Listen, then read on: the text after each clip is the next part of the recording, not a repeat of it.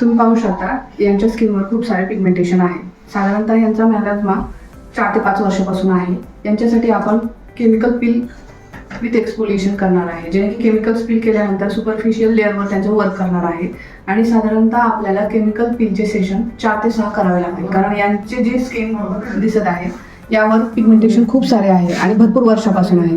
तर असं कुठलंच मॅजिक नाही की ते लगेच एकदा केलं आणि लगेच कम्प्लीट होणार आणि लगेच क्लिअर होणार. तर साधारणतः आपल्याला यांना 21 दिवसाच्या अंतरावर 4 ते 6 सेशन लागतील, जेणेकरून की यांचा 70% रिझल्ट दिसून यायला लागेल.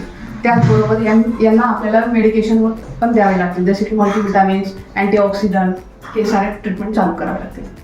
फर्स्ट आपण यांचं फेस क्लीन करून घेणार आहोत. आज यांचं आपण ग्लायकोलिक पील करणार आहोत. मी 5 ते 7 मिनिट ठेवणार होतो, पण यांना सेन्सिटिव्ह स्किन असल्यामुळे आपण 4 मिनिटांमध्ये न्यूट्रलाइज करून घेत आहोत. न्यूट्रलाइज केल्यानंतर नेहमी मॉइश्चरायझर आणि सनस्क्रीन लावूनच पेशंटला पाठवायचं आहे.